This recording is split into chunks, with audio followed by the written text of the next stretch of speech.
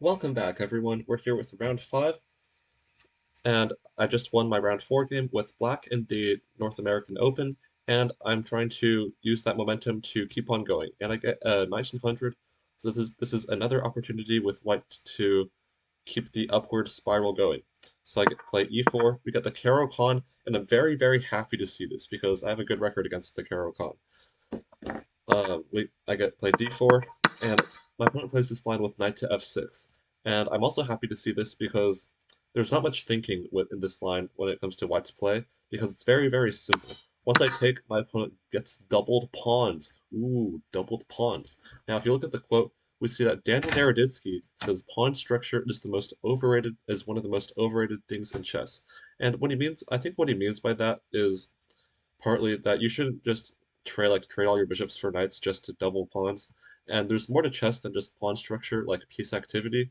However, if all else is equal, then pawn structure is a thing.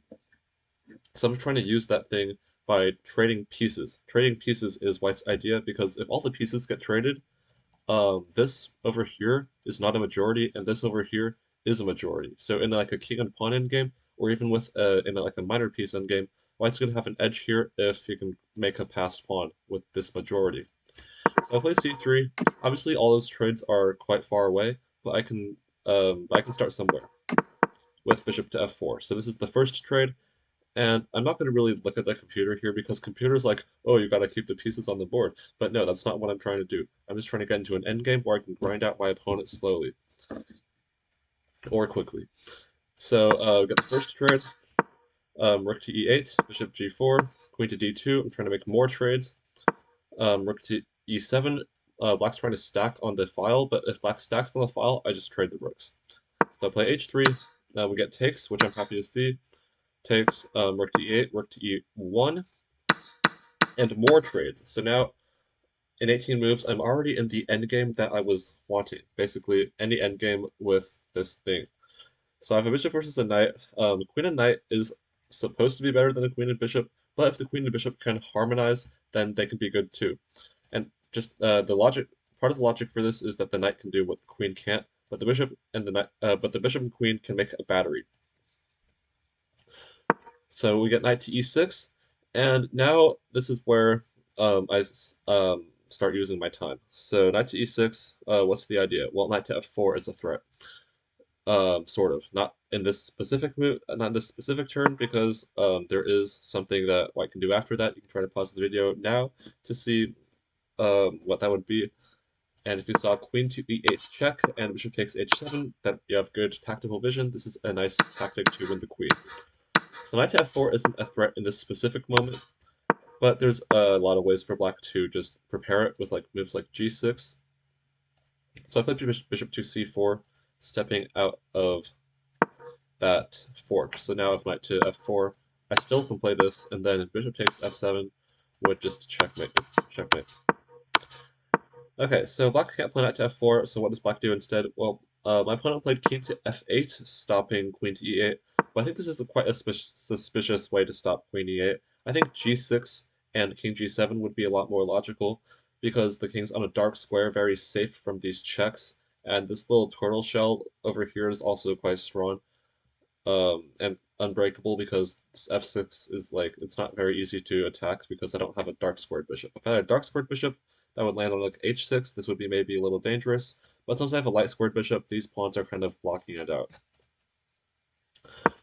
But instead, my opponent plays king to f8, and one of the drawbacks of this move is this pawn in h7 is now hanging.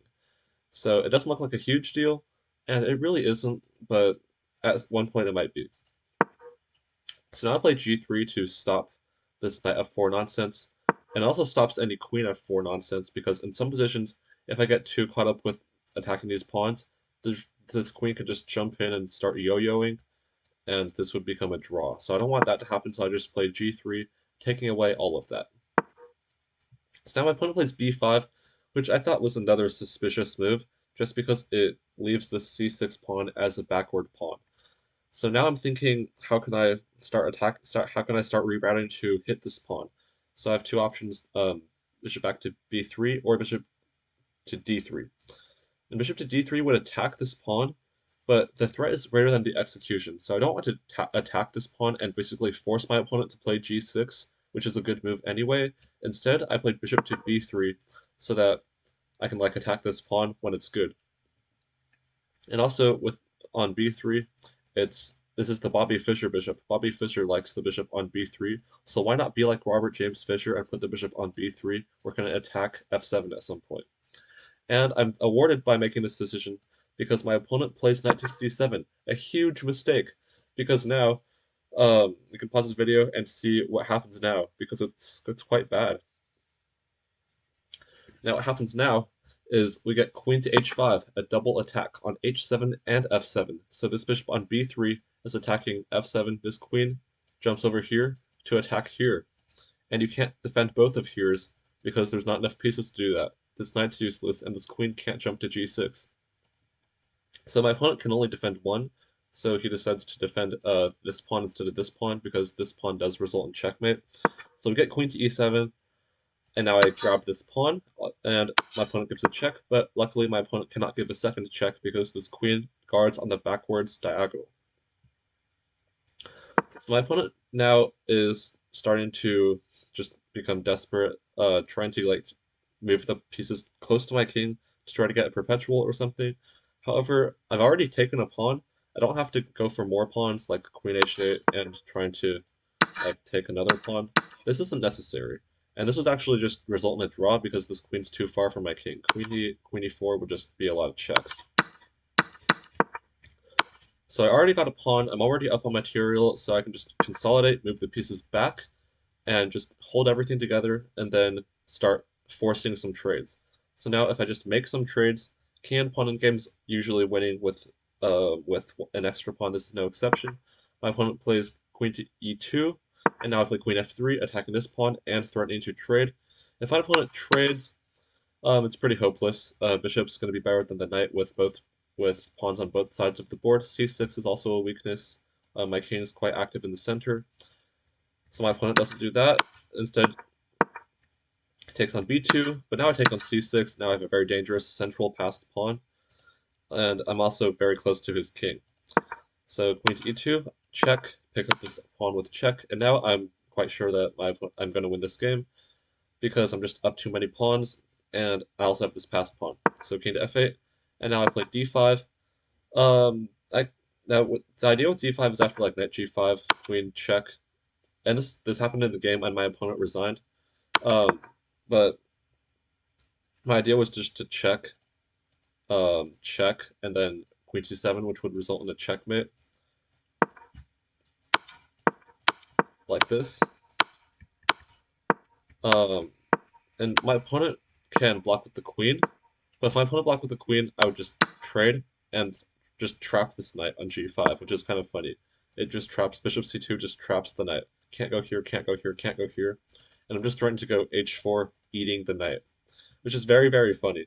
And my opponent can play g6, trying to hide, but I just play h4 and h5, and I just eat this pawn. And after f5, I just go h6, I have another passed pawn.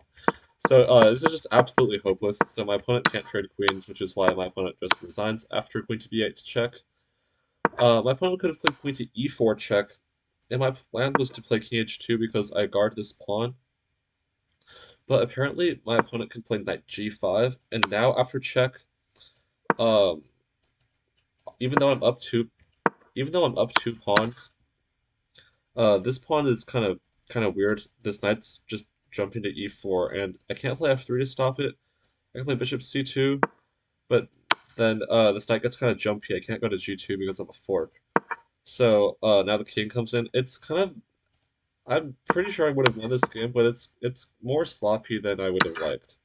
But anyways, my opponent doesn't check knight g5 and then queen b8, and my opponent resigns, so I win another game. This was another quite smooth victory. I was quite happy with this game as well. So now I move on to 3 out of 5, so 2 wins in a row. Very nice upward spiral. So maybe in the next game I can get paired with a higher rated opponent and try to get some rating points. So I'll see you guys in round 6. Thank you for watching. I hope you enjoyed.